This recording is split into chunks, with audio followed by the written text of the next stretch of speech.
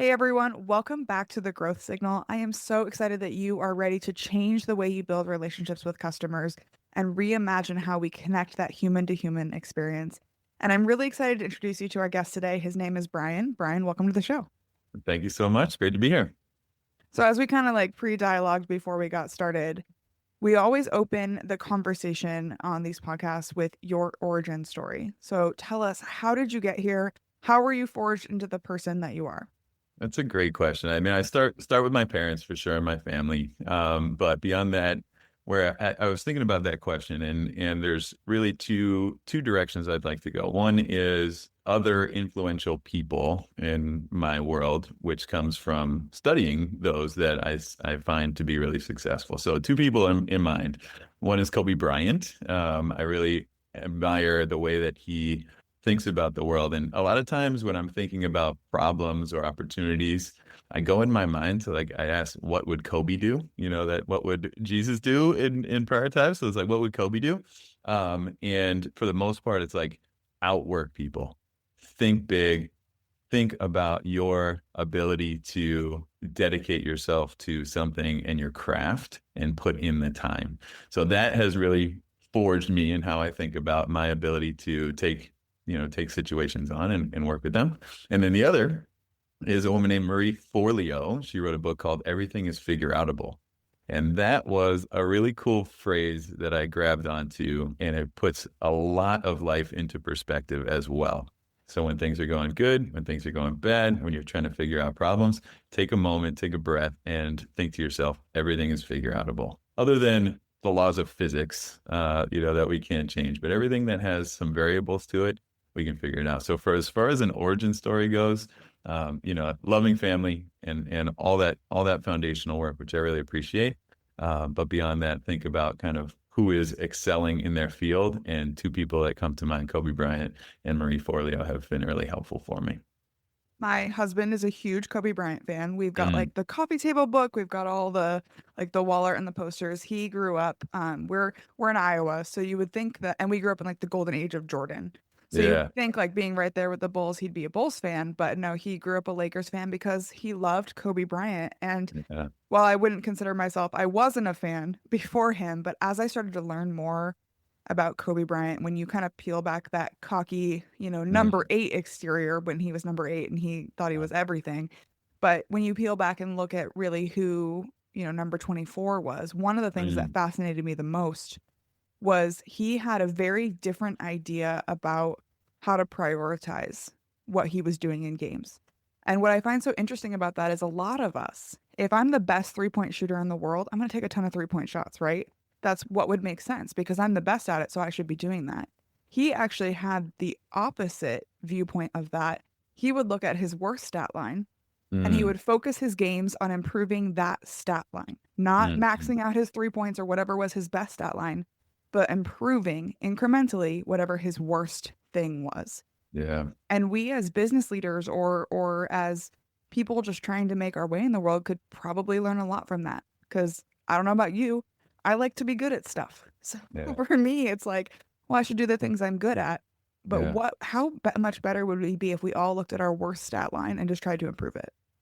I love that. And you're absolutely right. What jumps out to me about listening to a lot of his interviews is like he just watched so much game film and was willing to be vulnerable with those weaknesses and also view as a lot of leaders do now. It's like view there is no failure. It's everything is learning. Just everything is learning. And so he really did pour himself into video and tape and being coachable so that he could improve and then dedicate the time to doing so and hold himself and his teammates at high account. All of what you said when it's particularly thinking about like as he flipped over to number 24, I think that's a really cool visual as well. Is like his early days of number 8 were slightly different. And then as he grew a bit older, more experienced and really saw what success meant, 24 was like his, we learn and we grow and we study film. I know. And it's so funny that like you as a Kobe fan, you knew exactly what I was talking about, right? Number 8 Kobe, very different than number 24 Kobe. Different people. Yeah. Yeah, absolutely. Yeah, we've gone way too soon, but Yeah. a lot of lasting lessons for sure to learn from.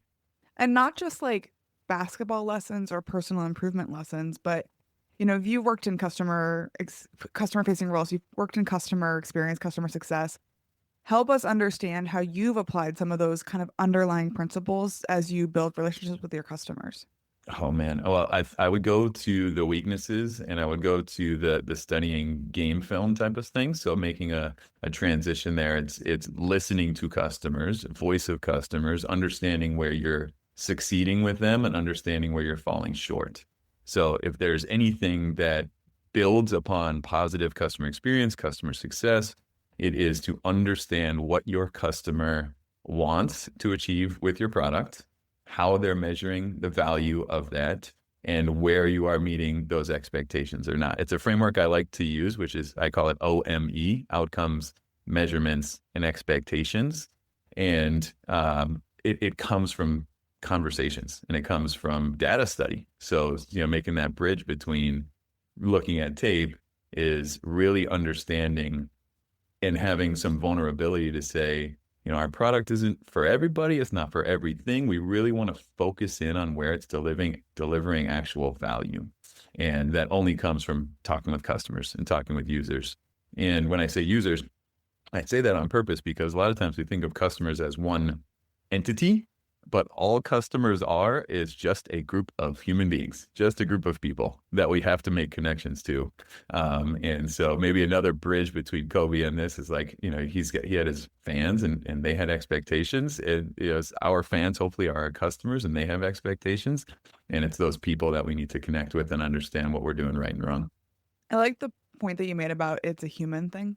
I am an early adopter, right? I will admit that. So I want to have every automation, every AI integration. I want to have all of this stuff at my fingertips. And I do think that's good. And I do think it is the future of customer experience. What I think, though, is we have to remember that there's still people on the other side of the screen. So we can use all of these things to make ourselves smarter, better, faster, stronger, whatever, example you want to use. But if you're not willing to remember that it's people selling to people and people buying from people, I think you're going to have a really hard time truly forming a connection that means more than just a transaction. Yeah, 100%. I mean, anything in life is human to human. And what's very interesting in this moment, as you say, is this direction that we're headed from an AI perspective. I was talking to, I use this networking tool, which was an AI voice recorded tool, and it interacted with me. So like I would say something and interacted back, and it was helpful, but it definitely missed kind of that nuance that you get when you're talking to a human. And it didn't quite understand exactly what I was trying to achieve. And that is where that human to human interaction is really going to come forward. And so we can use these tools. I'm an early adopter as well. I love the direction that AI is headed. I love the direction that technology is taking us, mostly from the standpoint of, can it free up humans to do what humans are best at? And can we interact more at that level? So thinking about a lot of tools that are playing out for, say, example, in customer success or customer experience is about more automating tasks that are more rote, things that note taking and follow up and things along those lines. Great, let's do that. As long as it also then frees up those people, say customer success managers, to really connect with the person on the other end and be on the same side of the table. Talk about being on the same side of the table and have an opportunity to specifically cover what the other person wants to talk about, not follow a specific playbook, not follow a specific path, have the ability to pivot on your toes as somebody's talking to you. That's really exciting to me, is use AI as a tool to enhance the ability to connect more directly with humans. I agree 100%. I like to tell people I don't believe that artificial intelligence is the way. I believe that augmented intelligence is the way. Mm, Like, make me smarter, make me better. Don't try to replace me because you never will. And yeah, I think companies are going to try to replace some of these roles with AI and agentic AI or whatever. And I'm interested to see how that goes. But I yeah. just don't think it's ever going to be that true relationship because people are emotional creatures. We Mm, make decisions based on feelings and mm, you just can't form an emotional bond in the same way that you do yeah. with another person or even a group of people inside of a company. Yeah. And what I think is interesting and cool about this as well is it doesn't need to be a one or the other. Like, you mentioned we are emotional creatures and we make decisions like we change on a day-to-day basis as well, depending on what else is going on in our lives, in our world. And someday I may want to have an interaction with a bot or an AI tool, and that's fine. I'm trying to find an answer. I'm visiting the help center or what, so I'm trying to understand how to use the tool more effectively. That is probably a great use of an interaction with a bot or an agent. However, if I'm trying to understand more deeply what other best practices exist, how I'm thinking, what my quantifiable value is, how you are seeing what I'm trying to get across in my voice of customer communication, that's definitely a better use for a human. And so it changes on a day-to-day basis as well. So it doesn't need to be as we've done in customer success prior, which is like smaller, longer tail customers get a scaled approach. Bigger, more influential or larger revenue customers get a one-on-one CSM all the time. But it's really just what do they prefer on that day? Make it mix and match a bowl so that people have options. And that's what's really cool to me is like the ability to pick and choose kind of your own adventure on how to communicate on your topic. Yeah, I'd love to get your take on something that I came across a couple of days ago. So I was on a webinar and someone asked the question of like, I'm reaching out to my customer with valuable materials and trainings and was kind of listing off some different things that she was reaching out to her customer with. And, they're not responding to me. So what can I do? And a bunch of the responses were like, oh, well, you can try different sources. Have you tried calling? Have you tried emailing? Have you tried Slacking? And I actually had a very different reaction to that. In my mind, I'm thinking, you don't get to define what's valuable. Your Mm, customer does. yeah. And so I would love your reaction to that because everyone else was basically trying to suggest different channels. And I'm like, Yeah. maybe they don't want it right now. Maybe they don't Yeah. find what you're offering is valuable. So you can really do two things. You can change what you're offering. Yeah. You can change how you're positioning that offering. I guess there's probably a Yeah. third one, or you can leave them alone. They're fine.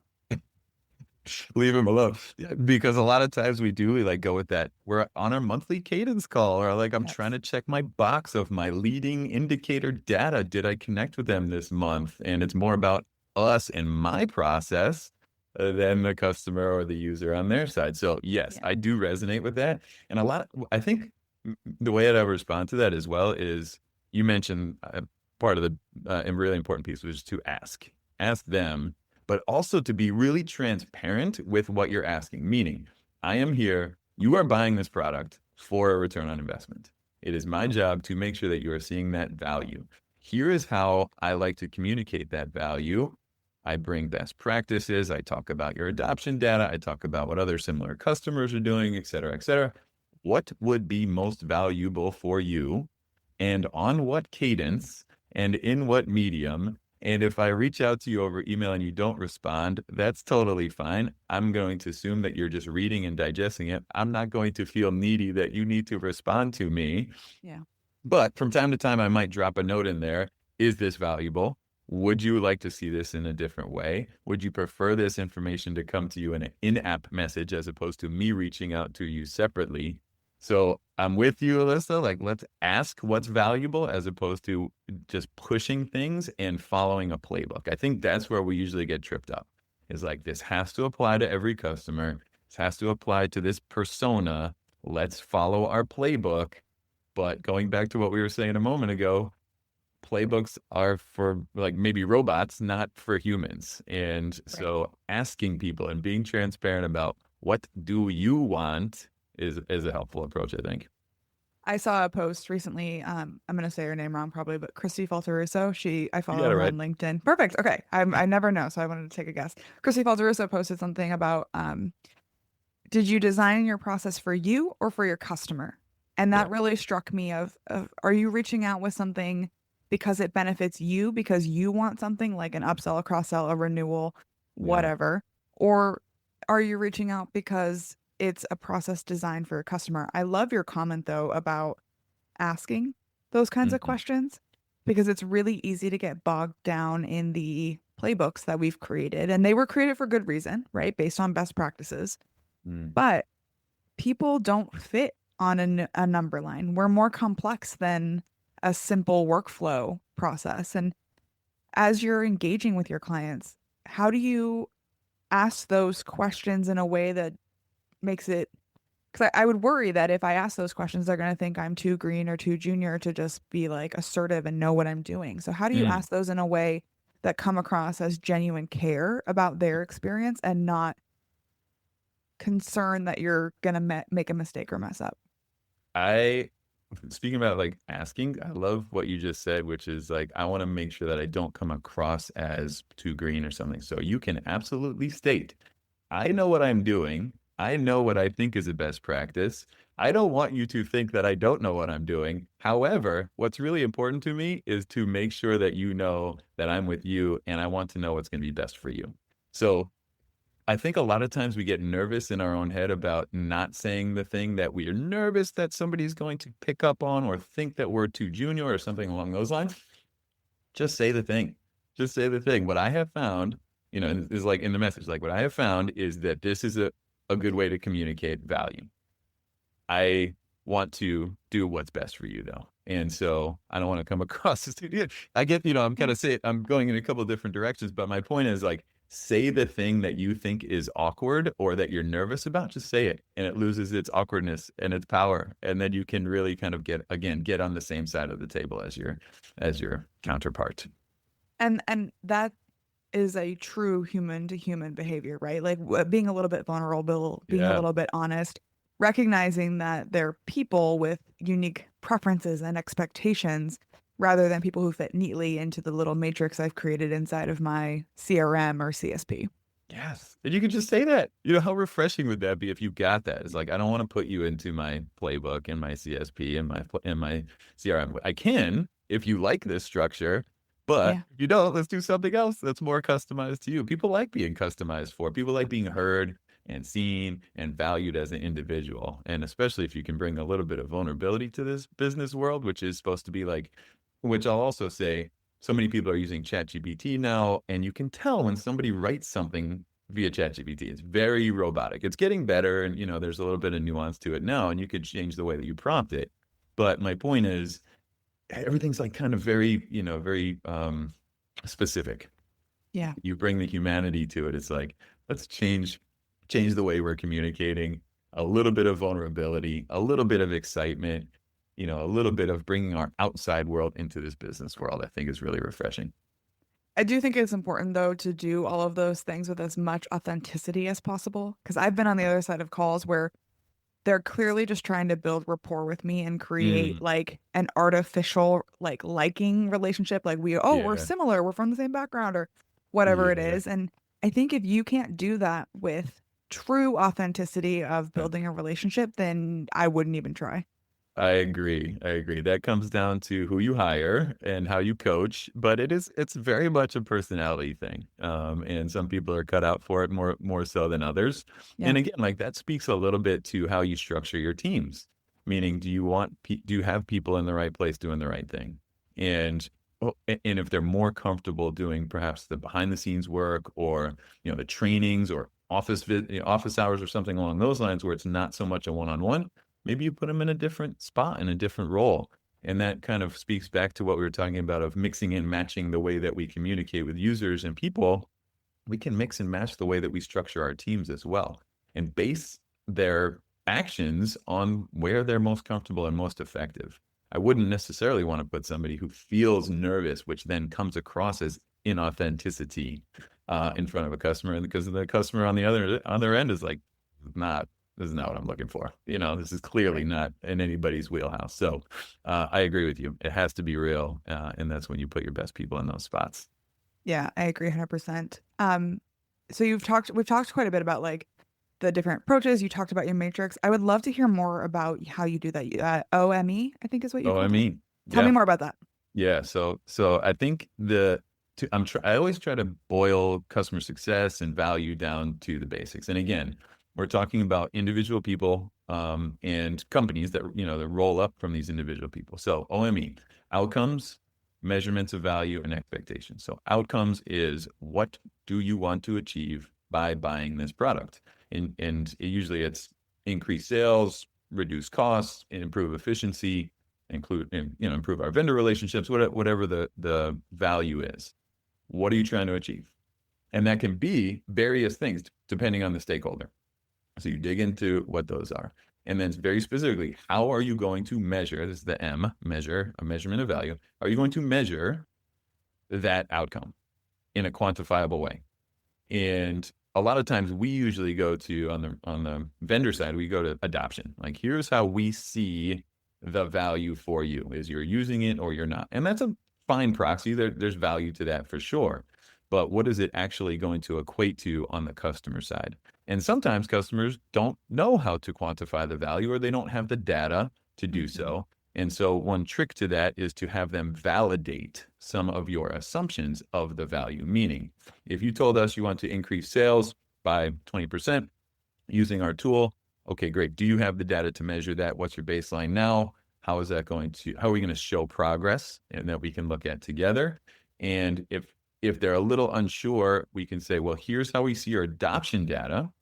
Here's the calculation that we're going through to then extrapolate that this is where we see value increasing on your sales.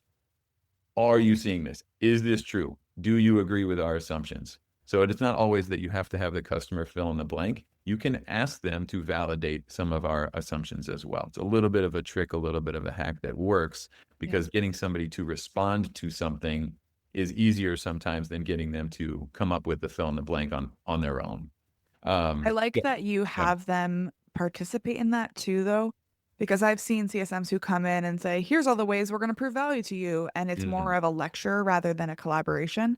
I Yeah. think they get skin in the game when they have a say in what good and success looks like. Yes, yes. And a really important piece in there is don't only be satisfied with a couple of main points of contact. One really, really vital persona and person you have to get to know is the finance team. You have to know what the finance team is viewing as their outcomes and their measurements of ROI and value. Many times, I think the mistake we make is like, I'm engaged with this customer, our main point of contact's happy, they're seeing value, and then it comes time to renewal, and it's like, we need a downsell, or we're going to go somewhere else. We're trimming our tech stack, and you missed a whole opportunity and a vital requirement to be talking to finance, because anybody that's been on a tech stack review process knows that finance is driving that, or operations is driving that, and you have to understand how they're seeing ROI. So again, don't just get caught up in your main point of contact and feel good about that. That's important, but you have to expand to other stakeholders as well.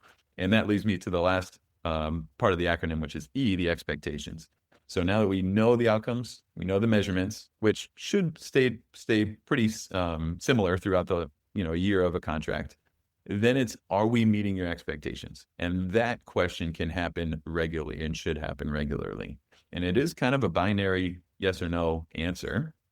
And that can happen in in-app messages, that can happen one-on-one situations, various ways. But are we meeting your expectations is a really powerful question. Not, are you seeing value? Are we doing well? Are you satisfied? Are we meeting your expectations? So it's a high bar to try to meet. And if it's not a hell yeah, it's a little bit of a question mark. So that's how I roll through it. Outcomes, measurements, expectations. I like that. And I want to do a shout out to a former guest, JP Dumois. He and I had a great conversation. And one of the things that he said aligns exactly with what you said. He said, you have to learn to speak the language of the CFO, because it doesn't matter how good your product is or how good your service is if you can't get through procurement and finance. It's one of those things that sometimes we avoid because they're not in the day-to-day conversations, but they can absolutely make or break your renewal. 100%. They will.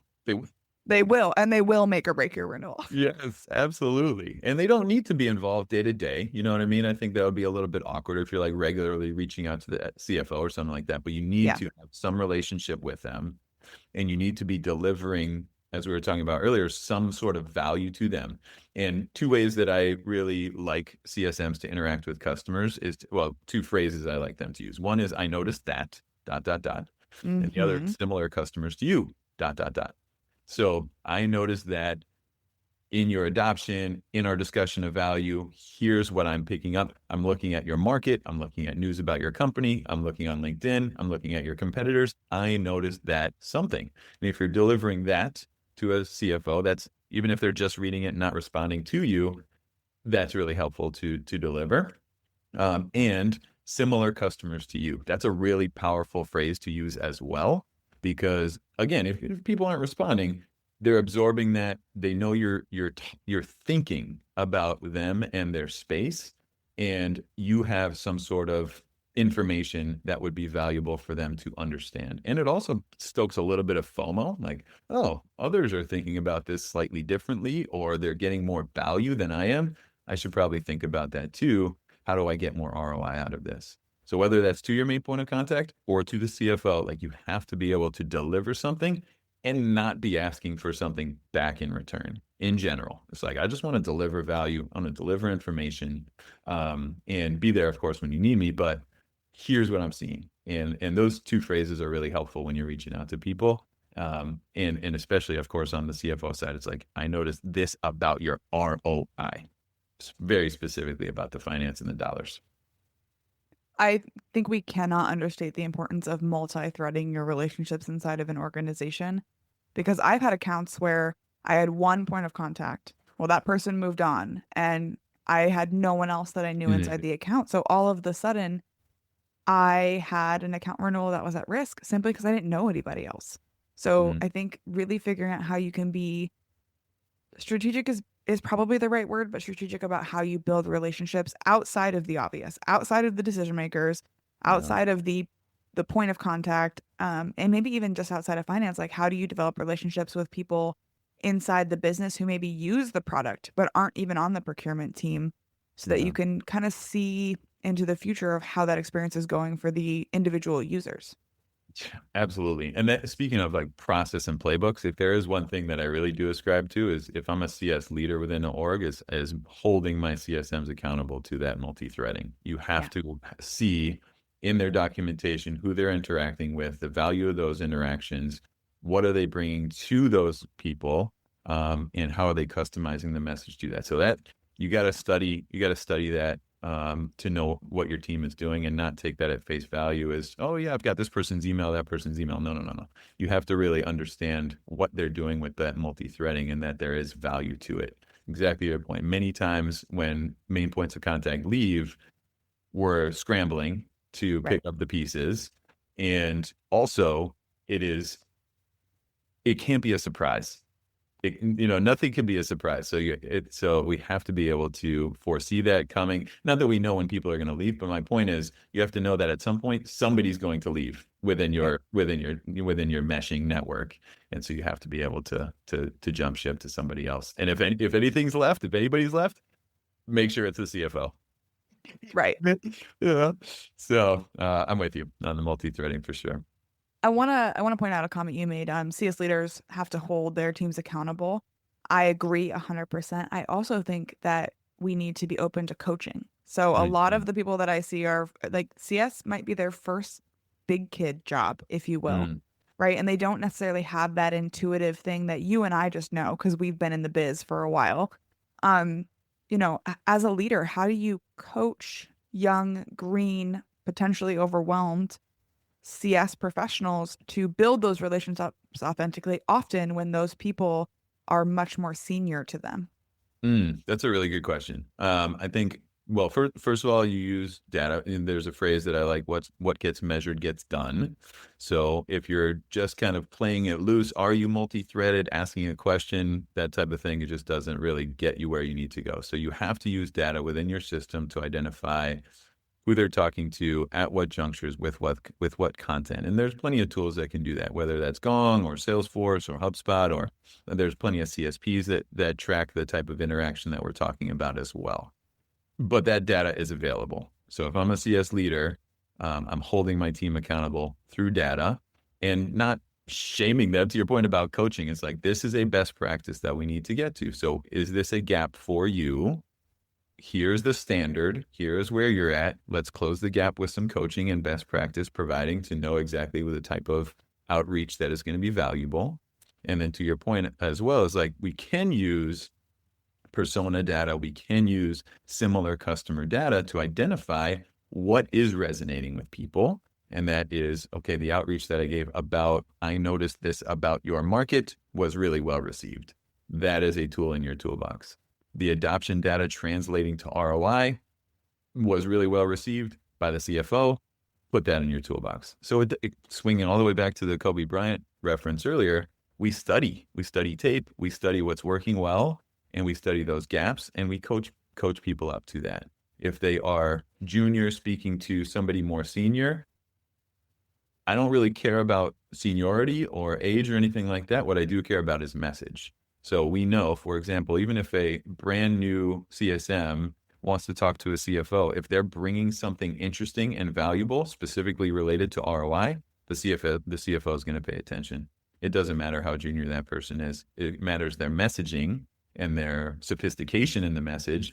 More brevity is better, because I think a lot of times junior people say a lot without saying a lot, if you get my point. So it's like shrink the message, focus on ROI, and deliver something valuable. And all that comes from tape study and game study and coaching. So that's how I approach it. As we wrap up this conversation, we always ask our guests to put someone else in the hot seat. So thinking about all the incredible people that you either know or aspire to know, thought leaders in this space, who is leading the charge? Who is changing the way we build relationships with our customers? I'm going to go a little bit little bit different, maybe. Not somebody in the space exactly. I think I love music, and so I think a lot about the music industry. And we've got 2 young daughters here. So over the last few years, what I've witnessed is somebody like Taylor Swift, and the way that she connects with her fans as customers. We mentioned earlier the authenticity, the genuineness, the vulnerability. I've taken a lot of lessons from her Eras tour on what the excitement was like, the connection, and what was very obvious to me, Alyssa, was it wasn't about her, it was about the fans, and it was about how she made them feel and how she created a community there where they could be themselves. And so it's not an obvious connection. A lot of times we're selling B2B SaaS products, but what is really interesting to me is that we talked about humanity earlier. Many times we, as people, just want to look good to somebody else. And in our jobs, we want to look good to our boss. We want to look good to our peers. A lot of us post on LinkedIn to look good to our LinkedIn peers and fans, et cetera. And so the lesson that I got from that is you have to connect with what people want and how it makes them feel. And to many in that community, it was like, I'm presenting myself and people are accepting me and I'm feeling good. So I picked up a lot of lessons from that tour, and certainly hearing her music just like constantly in the house here really, put it front and center for me. So a little bit of a different answer, not somebody specifically in the customer success world, but certainly somebody who really, really understands the value of customer connections. I mean, let's just be real. She benefits from that, right? She's a billionaire now. She sold out stadiums. She made a ton of money. But to your point, she did it for the fans and for their experience, right? Yes. It was an experiential moment. It wasn't just music. It was the lighting and the dancing and the recurring themes like the hat, right? Yeah. And I only know as much about those Eras tours as I've seen on TikTok, but because I have a 9-year-old boy and he thinks Taylor Swift is not super cool. But as someone who works in the B2B SaaS space, I agree with you. I think that she has a ton of lessons that we can learn about how people make decisions and spend money and build relationships with public figures and with brands. Oh, that's a really good point. I'll just put a quick point on that, because those tickets were very expensive. And hard to get. People were like going all out to, staying up late and buying certain credit cards and like all of these things simply to be a part of something bigger like that experience. Yeah, absolutely. That's a blog post, lessons learned for B2B SaaS from Taylor Swift, right? Yeah, I like it. Well, Nick Mehta talks a lot about Taylor Swift as well, so maybe I'll add him in here. But there you go. But yes, I agree. Awesome. Well, our last question is, hey, if someone really wants to connect with you, if they like what you're doing or want to learn more, where can they find you online? LinkedIn is where it's at. My handle is B Hansen Consulting, BHANSEN Consulting. My website is brianhansenconsulting.com. I love to talk about all things post-sale revenue strategies, retention, expansion, best fit customers. That's right in my wheelhouse. Awesome. Well, Brian, thank you so much for joining me on the Growth Signal. Thank you. It was great. If you enjoyed today's episode, let's connect on LinkedIn. I'd love to hear your thoughts. And if you found value here, share the podcast with your network. Don't forget to like, subscribe, and leave a review. It helps us inspire more leaders to join the movement.